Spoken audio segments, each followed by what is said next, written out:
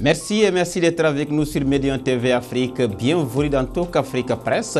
Au sommaire de ce nouveau numéro, la crise politique au Zimbabwe qui tend vers le dénouement avec cette démission du président du plus vieux président en exercice sur la planète, âgé de 93 ans, Robert Mugabe, qui a rendu sa démission via le courrier, une annonce faite par le président de l'Assemblée nationale, alors que ce mardi, le Parlement examinait une procédure de destitution à son encontre. Également, dans ce numéro de Talk Africa Press, il sera question du Kenya, où au moins 2 personnes ont été tuées lors des manifestations lundi dernier organisées par l'opposition pour protester contre la validation par la Cour suprême la réélection du président sortant Uhuru Kenyatta. Et pour en parler, nous aurons le plaisir de recevoir sur ce plateau Elhadj Ndiaye, journaliste, analyste politique. Elhadj, bonjour. Bonjour Abdoulaye. Avec nous sur ce plateau, Pape Ngagne Diouf. Pape Ngagne, bonjour. Bonjour Abdoulaye. Alors, messieurs, nous vous le disions tantôt avec cette décision historique au Zimbabwe, Robert Mugabe qui a finalement démissionné, annonce faite par le président de l'Assemblée nationale, alors que le Parlement examinait ce mardi une résolution ou une procédure de destitution à son encontre. Elhadj Ndiaye, Robert Mugabe finalement qui a lâché du lest, ça vous a surpris cette décision? Merci beaucoup d'abord pour l'invitation, Diallo. Permettez-moi de saluer également mon co-débatteur Ngagne. Moi, je crois que ça ne peut pas surprendre. Ça ne peut pas surprendre pour la bonne et simple raison que depuis plusieurs jours, je crois que le monde entier était sur l'expectative. C'est-à-dire on ne savait plus qu'est-ce qui se passait réellement au Zimbabwe, s'il s'agissait d'un coup d'État ou s'il s'agissait d'une procédure de destitution, ou s'il allait s'agir d'une simple démission. Parce qu'en réalité, toutes les possibilités et toutes les éventualités étaient mises sur la table. Maintenant, quand on nous annonce aujourd'hui, jour même où le Parlement, c'est-à-dire l'Assemblée et le Sénat réunis, allaient enclencher ce qu'on appelle une résolution de destitution à l'endroit du président Mugabe, que ce dernier vient de présenter sa lettre de démission, ça ne peut pas surprendre, parce qu'il était confronté à 3 feux. Et on n'a vu aucun président au monde qui a pu résister à ces 3 feux-là. C'est-à-dire qu'il était confronté à la prise de responsabilité de l'armée face à une situation qu'elle considérait comme une situation de crise au Zimbabwe. Et il était également confronté à la pression populaire parce qu'on a vu que ces derniers jours, la population est descendue dans la rue pour réclamer son départ. Et il était également confronté, et je crois que c'est ça qui est le plus déterminant dans ce combat-là, à la prise de position de son parti politique, le parti qu'il a eu à fonder, la ZANU-PF, mais en sa défaveur. Et ce sont les 3 ingrédients qui réunis font en réalité fondamentalement que même si vous voulez résister, à un moment donné, vous êtes dos au mur et vous êtes tenu justement de lâcher du lest. Maintenant, il faut saluer le fait en réalité qu'une issue heureuse soit trouvée à cette crise-là au Zimbabwe, parce que quand on a vu en réalité qu'il y avait une partie également, ça il ne faut pas l'occulter, de la population qui était du côté du président Mugabe. Et on pouvait penser que s'il avait appelé également de son côté à manifester, il y aurait eu certains qui seraient descendus dans la rue et ce serait une situation plus ou moins incontrôlable. Et à partir du moment maintenant où il a présenté sa démission, parce que n'oubliez pas que toute la journée d'aujourd'hui également, il était en contact direct avec l'ancien vice-président qu'il avait eu à démettre de ses fonctions. Peut-être que aussi durant ces contacts-là, il y a eu des choses qui se sont dites pour essayer d'arrondir un peu la situation et permettre aux Zimbabwe de sortir grandi de cette situation. Je crois qu'il faudrait saluer le dénouement qui a été trouvé à cette crise qui tenait justement toute l'Afrique en haleine depuis plusieurs jours. Alors, Pape Ngagne Diouf, c'est vrai qu'il a démissionné pour éviter que ce que d'aucuns qualifiaient d'humiliation. Il a été donc désavoué par l'armée, contesté par une partie de la population au Zimbabwe. Aujourd'hui, il a démissionné, mais sans annoncer la succession ou son successeur. Il a dit, et je le cite, « Je démissionne pour assurer la transition en douceur ». Aujourd'hui, la transition, comment vous l'entrevoyez? Oui, la transition, Abdoulaye, elle est déjà prévue par la Constitution. Mais avant, il faut dire que le vice-président qui a été limogé récemment, Emmerson Mnangagwa, je crois que lui aussi, il a eu à être dans les affaires pendant très longtemps. Héritier naturel. Oui, et à mon avis, s'il n'avait pas été destitué, il serait encore aux côtés de Mugabe jusqu'à cette heure-là. Ça veut dire quoi? Cette transition-là, est-ce que c'est une question de système? Parce que enlever Mugabe et mettre Mnangagwa avec qui il a vécu pratiquement toutes ces années de gloire. Ça veut dire que le système ne changerait pas. Maintenant, en attendant les prochaines élections, parce que dans ce cadre-là aussi, cette transition assurée, qui serait assurée, parce que Nanagwa est justement porté favori dans ce truc-là. Il bénéficie du soutien de l'armée, parce qu'il a été chef de cette faction également. Oui, parce que ce que je veux dire, c'est que il a été avec Mugabe pendant très longtemps. Donc, ils ont eu à faire ces années de gloire. Avec l'armée aussi. C'est ces mêmes généraux de l'armée qui étaient avec Mugabe pendant tout ce temps-là. Ils ont eu à tisser des liens de confiance avec Nanagwa, justement. Et ça veut dire que cette transition-là qui devrait continuer donc avec le vice-président, ou l'ancien vice-président, si vous voulez, ça n'augure pas pour certains, s'il s'agit du point de vue système, ça ne changerait pas grand-chose maintenant en attendant les élections et l'organisation d'élections libres et transparentes. Mais pour le moment, je l'ai dit, ce qui était plus important pour le peuple zimbabwéen, c'était plus le départ de Mugabe que l'installation d'un vice-président d'un vice-président ou d'un président pour la transition en attendant donc de prochaines consultations électorales. Alors, Elhadj, Mugabe part avec ces mots: je démissionne pour assurer la transition en douceur sans annoncer son successeur, comme le prévoit la Constitution dans ce pays. Alors, quel commentaire ferez-vous de ces propos de Mugabe? Oui, d'abord, il faut voir le contexte, c'est-à-dire dans lequel il a démissionné. C'est un contexte dans lequel il avait eu à limoger quelques jours auparavant son vice-président qui était le successeur naturel. Maintenant, à partir du moment où il n'y a plus de vice-président au Zimbabwe, peut-être que le problème se pose, le problème de la succession se pose. Mais toujours est-il que dans tous les pays du monde, le droit positif zimbabwéen doit prévoir les dispositions qui sont des dispositions légales qui permettent, en cas de démission du président, qui doit être son successeur, et s'il n'y a pas de vice-président, qui doit assurer l'intérim. N'oubliez pas qu'ils ont un parlement, qu'ils ont une assemblée nationale, qu'ils ont également un Sénat. Et donc, dans le droit positif du Zimbabwe, fondamentalement, la hiérarchisation justement de la responsabilité au sein de l'appareil d'État doit être clairement définie. Maintenant, l'autre chose qu'il ne faut pas oublier, parce que même s'il avait limogé son vice-président, il ne faut pas oublier que c'est son frère d'armes, qu'ils ont fait tout ensemble. C'est-à-dire, en réalité, c'est un Mugabe bis.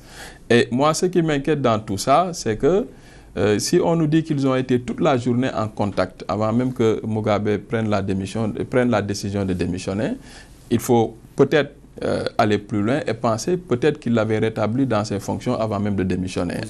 Comme parfum de compromis, c'est ça? Mais dans tous les cas, on cherchait un compromis pour cette crise-là. Et si toutefois cela a été fait, ça assure justement la pérennité du pouvoir.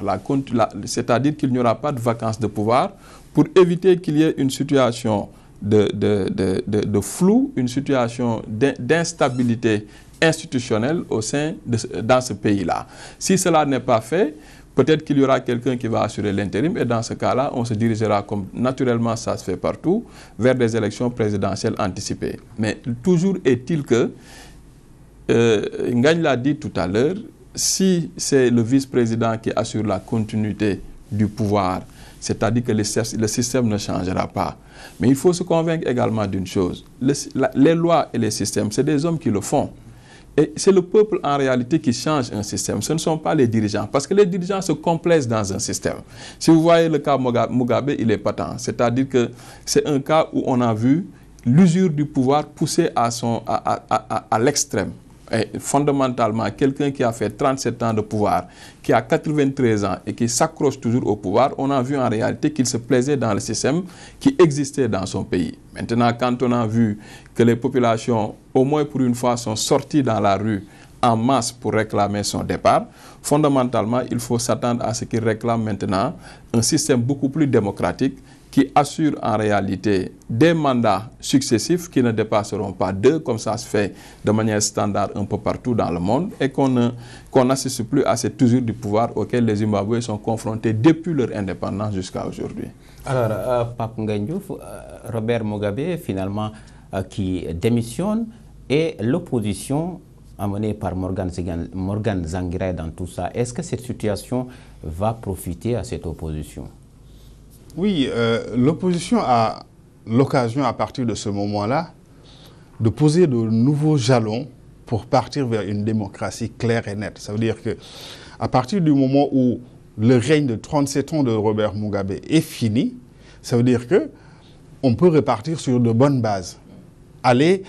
Partir avec le vent de démocratie qui souffle dans beaucoup de pays africains et poser, donc revoir s'il le faut évidemment la Constitution et fixer les mandats présidentiels à 2 selon donc dans le cadre d'un consensus entre l'opposition et le pouvoir, justement. Possible avec ce même système, parce que quand on dit on change de personne et on continue avec le même système, la même équipe. Dès l'instant qu'on pose cette transition-là, qui serait, on ne sait pas encore par Emerson ou autre, entre guillemets, il y aura lieu de lancer un débat politique pour remettre en place donc un système, non pas celui-là qui a fait que Mugabe a pu faire 37 ans au pouvoir, mais donc rebâtir un nouveau système avec toute la classe politique zimbabwéenne et dire donc à partir de ce moment, il ne serait plus admis qu'un président puisse faire plus de 2 mandats.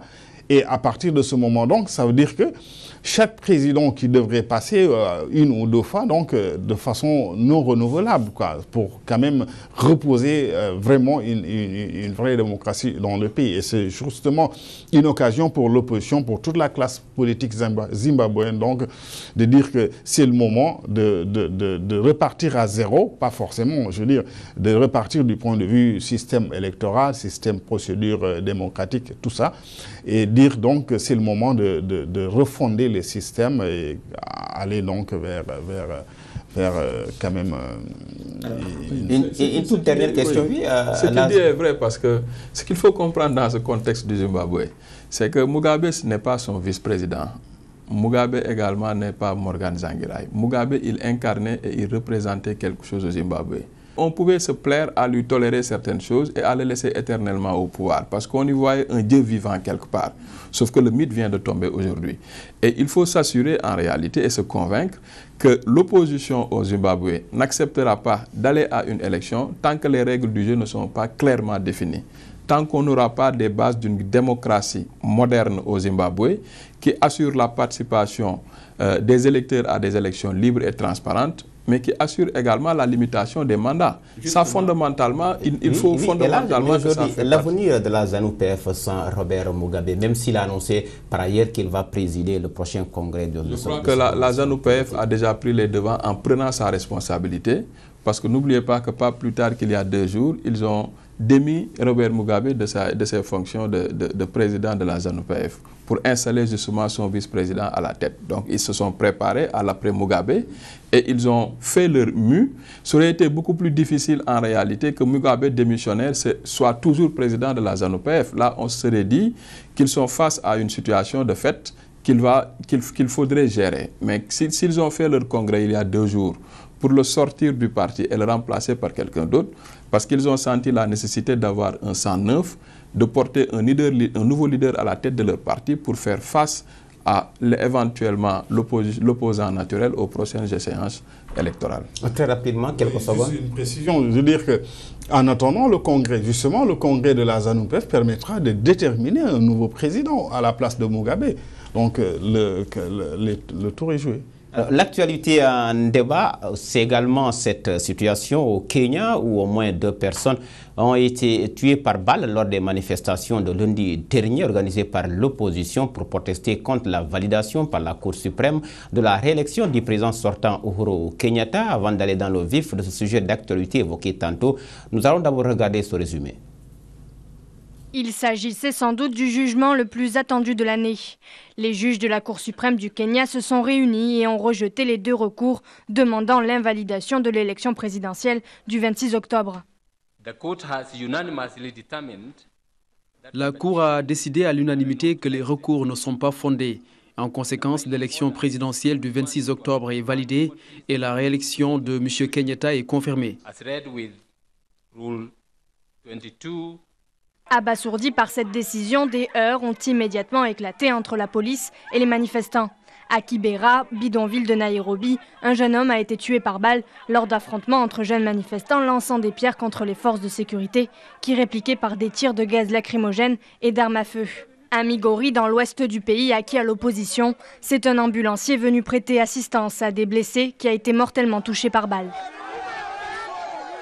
Vendredi déjà, 3 personnes avaient été tuées dans les manifestations réprimées par la police. 2 partisans de l'opposition venus accueillir Raila Odinga de retour d'une visite de 10 jours aux États-Unis.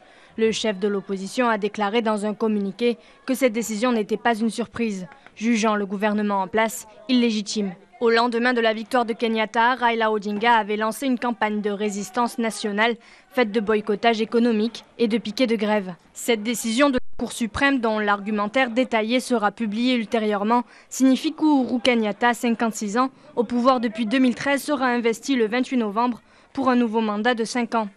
Définitive au regard de la loi kenyane, elle met également un terme à un processus électoral qui a profondément divisé le pays et durement affecté l'économie la plus dynamique de la région.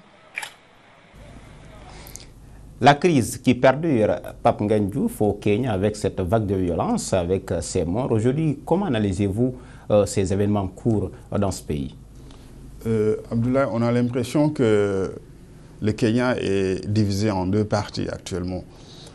Hier seulement, on a vu des pro-Kenyatta qui jubilaient devant la Cour suprême quand elle a annoncé la décision finale qui valide donc l'élection de Uhuru Kenyatta. Mais d'autre part aussi, on a vu des manifestants pro-Odinga, Raila Odinga, le chef de l'opposition, donc qui manifestaient et vous avez vu effectivement les vagues de violence, c'est une nouvelle vague de violence qui s'élève. Donc ça veut dire que en attendant justement la réaction de Odinga qu'il a déjà annoncé, que ça se fera dans quelques jours, ça veut dire que le pays est encore plongé dans une situation Il a annoncé la couleur avec le temps, déjà une campagne de résistance nationale. Oui, mais il a annoncé justement qu'il va donner l'étape à suivre dans cette campagne de désobéissance au gouvernement. Ça veut dire qu'en attendant cela justement, ça veut dire que le pays est dans cette situation de crise, hein, comme le spectre de 2007, que le pays a vécu avec des centaines et des milliers de morts. Donc, je crois que c'est une situation déplorable en Afrique encore, que les crises post-électorales puissent quand même causer beaucoup de mal au peuple même et aussi je veux dire, de manière générale, quoi. C'est vraiment déplorable. Il restera donc à voir dans ce sens quel compromis pourrait prendre Odinga, parce que dans ce sens-là, s'il persiste dans cette position de désobéissance, ça veut dire qu'on ne sait pas à quel moment et à quel niveau les violences devront aller, et puis ça risque encore de perdurer. Et malheur donc à ce peuple dans ce cas-là. Alors, Elhadj, avec le mot d'ordre de Raila Odinga qui persiste avec le mot d'ordre de boycott économique qu'il a décrété il y a quelques jours, finalement, les conséquences d'une telle décision sur l'économie et qui est aujourd'hui le moteur de l'économie, surtout en Afrique de l'Est. Oui, vous savez, avec cette élection-là du président Kenyatta, il faut se convaincre qu'au Kenya, on est parti pour 5 ans d'instabilité. Parce que la situation au Kenya est assez problématique. Elle est assez problématique pour la bonne et simple raison qu'il faut se poser la question qui a élu le président Kenya. Parce que n'oubliez pas qu'il y a un élément essentiel dans cette élection qu'il ne faut pas occulter, c'est le taux de participation. Et dans tous les pays du monde, il y a un fait, c'est que l'élection présidentielle polarise le maximum d'électeurs. Et le taux de participation souvent dépasse la barre de 50%. Maintenant, quand un président est élu avec un seuil de 30%, ça pose fondamentalement problème. Et ça pose le problème de la légitimité de ce président-là. Et c'est sur cela que surfe l'opposant naturel, Raila Odinga, qui en réalité ne parle pas de la problématique de la légalité. Parce que légalement, le président Kenyatta est élu, parce que la Cour suprême a proclamé les résultats. On ne peut pas douter de la légalité de son élection. Mais ce qui intéresse maintenant Kenyatta, c'est le problème de la légitimité. C'est qu'en réalité, la majorité du corps électoral, je veux dire, je ne parle même pas des Kenyans, mais la majorité du corps électoral n'a pas voté. C'est-à-dire que l'essentiel de ceux qui sont inscrits sur les listes n'ont pas voté pour celui qui se proclame comme président du Kenya. Et fondamentalement, le problème de légitimité et d'illégitimité va se jouer. Et comme il l'a dit Pape Ngagne tout à l'heure, le Kenya est un pays divisé en deux. Quand vous allez dans les quartiers UP, ou quand vous allez au niveau de la capitale, vous verrez des scènes de liesse, des gens qui jubilent parce qu'ils ont voté pour le président. Mais il suffit d'aller dans certaines zones, surtout au niveau des bidonvilles, pour voir en réalité que cela contraste avec cette ambiance de joie, cette ambiance de fête. Fondamentalement, donc, c'est un peuple qui est divisé.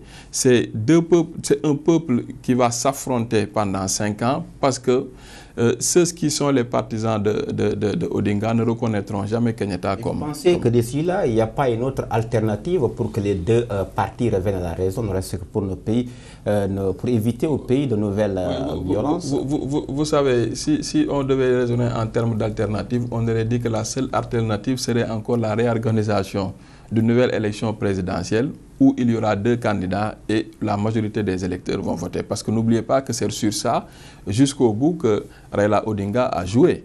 S'il n'a pas participé à l'élection, c'était une manière de montrer également qu'il était en élection quand même. C'est-à-dire montrer en réalité que si je ne participe pas, la majorité des Kenyans n'iront pas voter. Cela montre que justement la majorité est avec moi et que le président ne dispose que de 30% du corps électoral. C'est une forme de communication politique. Et ça, on ne peut pas l'occulter. Il n'y a que 30% du corps électoral qui ont voté durant ces élections-là pour ce président-là élu. Et les 70%, ils ont voté pour qui? Ou ils sont pour qui? Et ça pose le problème de la majorité, qui détient la majorité dans ce pays, qui a la légitimité dans ce pays. Si le président Kenyatta a la légalité, fondamentalement, on pourrait penser que le président Odinga aussi a la légitimité. Et s'il met en pratique cette philosophie politique qui veut que face à l'illégitimité d'un président, la désobéissance civile est moralement acceptable, on pourrait s'attendre à ce que ce mot d'ordre de boycott économique soit suivi justement par ses partisans. Alors, Pape Ngagne Diouf, avant de clore cette émission, une toute dernière question. Finalement, qu'est-ce qu'il faudra faire pour que ce pays ne bascule pas dans la violence, comme ce fut le cas en 2007? Que ça ne bascule pas. Je le disais à l'entame de mon propos que les germes déjà de cette violence étaient déjà visibles depuis le début. Parce que, je le rappelle, avant même l'élection, le processus électoral qui a été tout le temps critiqué par l'opposition, ça veut dire qu'au finish, on n'est pas surpris de voir cette situation de confrontation entre pouvoir et opposition. Parce que déjà, Raila poser des conditions. Donc cette alternative-là de réorganiser des élections, même si on devait réorganiser encore des élections. Qu'est-ce qu'il faut faire de façon beaucoup plus concrète finalement pour éviter à ce pays de nouvelles vagues de violence? Bon, on dirait une médiation. Faudrait-il aussi voir que cette médiation de quelques dirigeants africains aussi pourrait servir à quelque chose? On ne sait pas trop, mais il faudrait quand même que le peuple kényan se ressaisisse et voir que c'est son avenir qui est en jeu, justement. Merci, Pape Ngagne Diouf. C'est la fin de cette émission Talk Afrique Presse. Merci Elas Ndiaye, journaliste analyste politique. Avec nous également sur ce plateau, on avait Pape Ngagne Diouf, rédacteur en chef de Median TV Afrique Dakar. Merci, messieurs, à vous. Vous pouvez retrouver cette émission sur le site internet de Median TV Afrique. Grand merci également aux équipes techniques et rédactionnelles. Le rendez-vous est pris pour le prochain numéro.